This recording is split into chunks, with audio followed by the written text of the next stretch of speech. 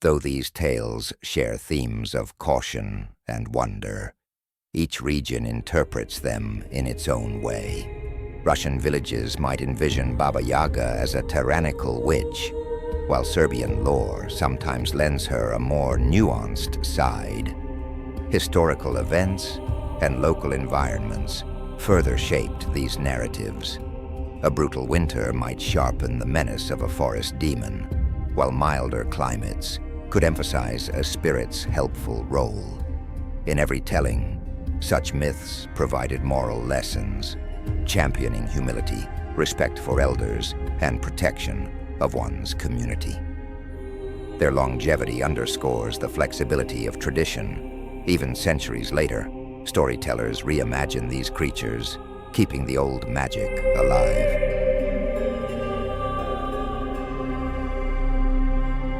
Curious about mythology? The gods have spoken. You must follow Elysium Mythology to uncover its mysteries. Don't miss a single episode.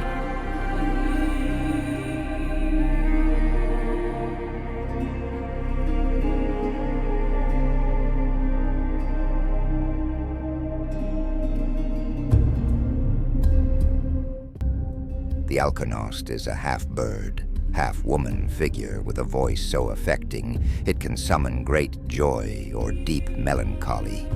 Her songs, said to forecast pivotal changes, echo along coastal winds.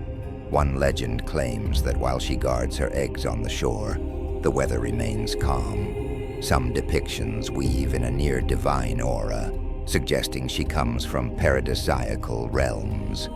Contrasted with the fiercer Syrian, the Alkonost more often symbolizes a gentler fate, hope amid life's shifting tides. In Russian folk art, she appears on decorative panels, reminding viewers of the fragile line between sorrow and delight.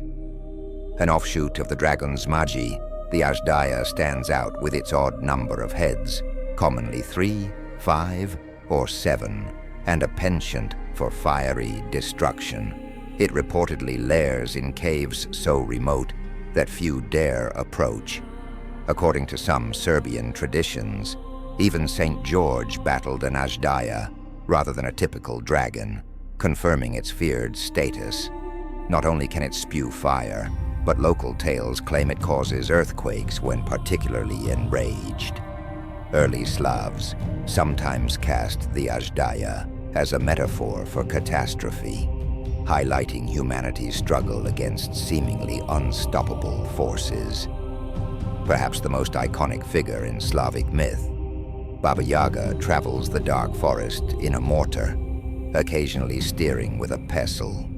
Her hut, perched on chicken legs, may rotate and screech at her command. She sets impossible tasks for heroes who cross her path, gifting success or misfortune based on their cunning and politeness. Legends diverge on her motives. She can be a ferocious villain or an unlikely guide. In some stories, she grants potions or magical items to help a protagonist achieve their quest. This blend of terror and wisdom reminds us that even the most imposing forces can impart valuable lessons. Baba is a nighttime bogeyman called upon to ensure children go to sleep. Dark and stooped, he might peer through windows to spy on the disobedient. Known by variants like Babaika or Babaiko, his consistent trait is a stealthy presence that looms after sundown. While rarely described in depth, Baba personifies the deep-rooted fear of unknown watchers, a simple, chilling tool parents use to enforce bedtime boundaries. Widespread in southern Slavic folklore, Baba Yaga bears a single horn on her forehead and drags away misbehaving children. Dwelling in dim caves, she remains a looming threat. Yet not all accounts paint her as irredeemably evil. Some tales hint at her taking on a protective role if she so chooses. The horn itself sets her apart from the more commonly known Baba Yaga, while emphasizing a regionally distinct flavor of the archetypal witch. or hag. The three-headed giant Balachko wields formidable powers. One head breathes fire, another blasts icy winds, and the third exudes sheer force. Each ability tires him out quickly, leaving an opening for clever warriors like Miloš Vojinović to strike. Balachko's stories often highlight heroism and strategy in the face of overwhelming might. By revealing that even a mighty colossus has limits, these tales champion wit and timing over raw strength. A lurking threat in barns, abandoned houses, and other dim corners, the bulk is said to pounce on children who wander where they shouldn't. Crimson or glowing eyes hint at its predatory nature, yet the bulk scares easily, scattering at loud noises or sudden light. Parents warn curious youngsters about this beast, using the legend to keep them from dangerous hideouts after dusk. Representing hardship itself, Beta is depicted as a ragged old woman who brings ruin wherever she steps. Fields burn, livestock sicken, and families fall into destitution under her influence. In Poland, the name Bajda ties this demon directly to poverty. Folklore suggests Beta is incredibly difficult to expel once she settles in, reflecting how adversity can cling and escalate if left unchecked. Some stories hint at tricking her into moving on, although success remains rare. Bes is chaos personified, a roving spirit of calamity. In pre-Christian Slavic faith, Bes encompassed all manner of malevolent pranks and misfortunes. Once Christian beliefs took hold, Bes gained traits resembling a devil, horned, tail-sporting, and intent on sowing discord. In simpler folk narratives, villagers might attribute sudden accidents or inexplicable illnesses to him. By blaming Bes for crises, communities found both a scapegoat and a moral lesson. Stay vigilant against unholy influences. Where Bes signifies generalized chaos, Besamar stands out as a demon capable of raw possession. It seizes control of hapless individuals or animals, driving them into frenzied violence. Many stories end with the host dying or suffering irrevocable madness. Survivors recount nightmares that persist long after the demon's departure.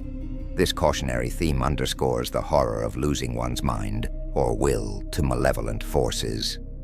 Besamar thus looms large in tales, warning of hidden, infectious evils. With 6 legs, curled horns, and a slick amphibious hide, Bukovac emerges from lakes after dusk, bellowing loud cries. Some regions depict it strangling unwary fishermen or farm animals. Others present it as a noisy but elusive trickster that splashes travelers as they pass. Either way, encountering it signifies danger lurking in foggy waters. Stories of Bukovacs serve to caution people against loitering by deep lakes at night. Advice born of real perils in remote, marshy areas. A cunning trickster spirit, Chort often carries horns, hooves, and a tail, echoing the classic devilish form. Linked to the dark deity Chernobog, Chort relishes luring mortals into vice or convincing them to break social norms. While not always physically intimidating, his craftiness can unravel entire communities if given the chance. In older tales, people might rely on blessings or cunning bargains to outwit Chort, showcasing how moral fortitude combats deception. Personifying plague, Chuma appears as a gaunt figure dressed in white, sometimes bearing goat-like traits. Her approach signals rampant disease and death, though some say herbal offerings or fervent prayers could placate her. Communities desperate to stop an epidemic often turn to these superstitions for a shred of hope. Chuma's presence in folklore illuminates how deeply people feared pestilence, given its ability to devastate entire regions before modern medicine. Essential guardian spirits in many Slavic households, Domovoi typically appear as small, hairy old men who linger near stoves or hearths. They knock on walls or ruffle sleeping pets to alert the family if danger is near. Though benevolent, Domovoi expect to be treated respectfully. Families leave them morsels of bread or a bit of cloth. By honoring this spirit, people felt protected against evil forces, reinforcing the bond between the living and the unseen realm.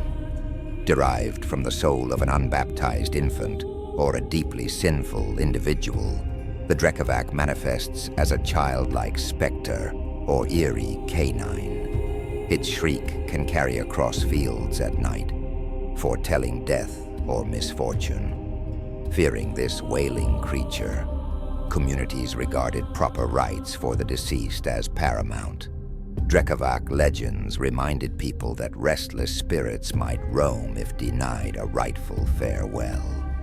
A regal bird woman similar to the Alkonost, but steeped in prophecy, Gamayan perches near otherworldly paradises. She dispenses cryptic hymns about gods and human destiny. Gaining her favor might grant profound insight into the future, though unraveling her messages isn't guaranteed.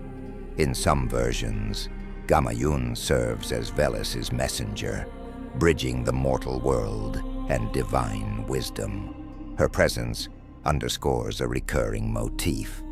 Knowledge can be both a gift and a burden. Lesnik, guardian of the forest, is a shapeshifter who can appear as a tall man with mossy hair, an animal, or an ordinary tree. Those who despoil the woodland may find themselves perpetually lost. Hunters who respect nature might earn his favor, securing safe passage and plentiful game. By weaving Lesnik into campfire stories, elders highlighted a vital ethos. Treat the forest not just as resources, but as a living domain with its own protector. Clad in black and featuring a single eye, Liko is an ill omen. During outbreaks or natural disasters, people imagined her guiding fatalities, accelerating tragedy. The abrupt appearance of Liko in a tale signals that fortune may abruptly turn. This spirit's minimal backstory reflects the stark abruptness of catastrophe, sudden, merciless, and often inexplicable in ancient times. These spirits evoke terror for their ability to incite epidemics. Their name, derived from the word mercy, hints that appeasement could avert their wrath. Ritual bonfires, prayers, or symbolic gifts might be employed to stave off sickness. Whether or not people genuinely believed these acts had power, practicing them united communities in facing rampant disease, channeling anxiety into collective action.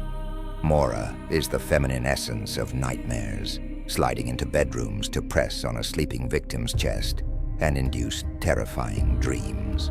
Sometimes described as an ethereal beauty, other times as a hideous crone, she shapeshifts at will. Folklore ties her visitations to sleep paralysis, capturing the dread felt when one wakes but cannot move, or call for help. Amulets of blessed herbs or whispered incantations were traditional defenses. A lesser-known sea spirit, Moyana, is said to influence storms, rescuing sailors or dooming them according to her whim. In some accounts, she is the daughter of a sea king, granting her dominion over creatures of the deep. Fishermen might throw precious items into the water to win Moyana's mercy. Her legend reminds us that the sea, though life-giving, can swiftly transform into a force of ruin. Haggard and undead in appearance, Nayarjit embodies decay and pestilence. Witnessing it is believed to herald fever, blindness, or other physical ailments. Communities once invoked the idea of Nyarjit to reinforce strict hygiene or quarantine measures, hoping to contain disease. Though overshadowed by better-known spirits like Chuma, Nyarjit underscores a timeless fear, sickness creeping in without warning. The Patulyak is a diminutive but shrewd figure guarding hidden treasures in forests or mountains. While polite adventurers might earn directions or small fortunes, rude intruders face illusions and dead ends. Patulyaks illustrate a larger Slavic principle of earning supernatural assistance by treating the unknown with honor. Through them, storytellers reinforce the virtue that respect and cunning outweigh brute force or greed. Picture a bipedal monster with a dog's head, iron teeth, and a single gleaming eye. That is Soglav. It lurks in dark caverns, gnawing on bones stolen from graves. Possibly one of the most gruesome creatures in Slavic lore, Soglav underscores taboos around disturbing the dead. In some versions, it stands guard over cursed treasure. Confrontations with Soglav remind heroes that courage sometimes means facing down primal terror. Rusalki are water nymphs with shifting temperaments. Earlier traditions portray them as beneficent spirits who water fields and ensure bountiful harvests. Later adaptations recast them as drowned young women whose souls lash out in sorrow, luring unsuspecting men to watery fates. Many a campfire tale posits that a Rusalka's laughter can mesmerize even the bravest. By blending grace and danger, she symbolizes nature's capacity to both nurture and destroy. Adorned with a radiant crown, Sirin takes the form of a woman's head atop a bird's body. Her enchanting melodies enchant mortals so completely that they forget their own lives. Townsfolk traditionally rang bells or fired cannon shots to break Sirin's hold on anyone entranced. Some ballads caution that following Sirin's song leads straight to the afterlife, underscoring the fine line between beauty and peril. 3 mysterious spirits, Zodyanitsi, arrive 3 days after a baby's birth to decide its future. One bestows trials, another seals the child's eventual demise, and the third offers blessings that can offset the gloom. Families place bread, wine, and flowers beside the cradle to court favor. This practice both soothed parental anxieties and reinforced communal bonds by acknowledging life's fragility and the hope for a positive destiny. If this video sparked your curiosity, drop a like, or better yet, a super like, and show the gods you want more epic mythology. Barreling through villages once a year, the Todorats are half-horse, half-human fiends, led by a lame demon named Todor. On Todor's Saturday, locals shut their doors, sometimes baking hoof-shaped cookies as a ward. The thunder of these nightmarish riders sends whole towns into fearful retreat. By surviving the ordeal, communities felt renewed unity. Such traditions highlight how mythic terrors can also strengthen cultural identity. A bizarre creature, the Sikavats hatches from a black hen's egg carried under a woman's arm for days. It can glean secrets from animals, steal milk or honey, and transfer these spoils to its owner. Yet meddling with Chikavats invites scandal, as the power to spy on animals, and by extension, hidden truths, is seen as a dangerous overreach into forbidden knowledge. The vampire of Slavic origins contrasts starkly with its modern aristocratic counterpart. Rising from the graves of those who died violently or sinned gravely, it prowls its old village for prey. Armed with a full mouth of razor-sharp fangs, the vampire tears at its victims rather than delivering a neat puncture.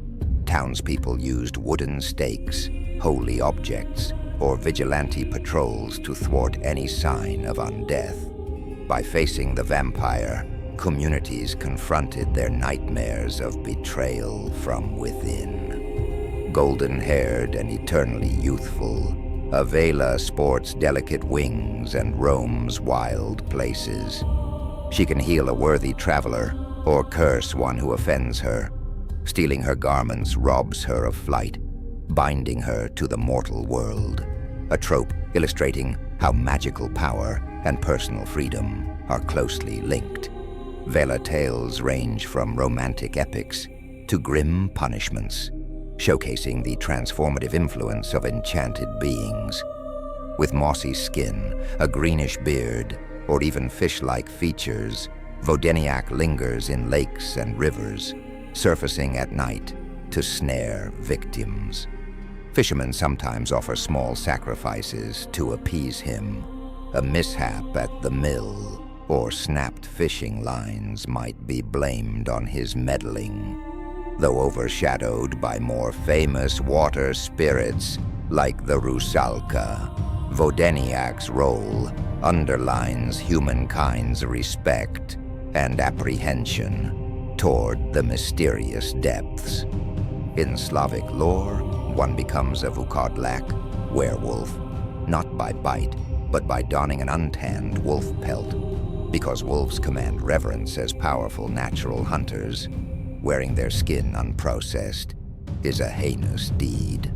The cursed individual prowls under moonlight until the pelt is removed, but their life is never quite free of the stain. This tragic dimension stands apart from modern werewolf tales, underscoring the moral cost of violating taboos. From the gentle strains of Alkonost's song to the vicious hunt of a Vukodlak, Slavic mythology brims with spirits reflecting every facet of human emotion: fear, hope, awe, and reverence. Some guard hearths and fields, reminding us to cherish kin and respect the wilderness. Others unleash plagues or illusions, warning that misdeeds rarely go unpunished. In the hush of moonlit groves and the rustle of ancient oaks, these tales still flicker in collective memory. They bind the past to the present, showing that, even as centuries roll on, the boundary between mortal life and hidden realms remains hauntingly thin. Thanks for watching until the end. If you enjoyed it, don't forget to leave a like, share with fellow mythology fans, and follow Elysium Mythology for more epic stories.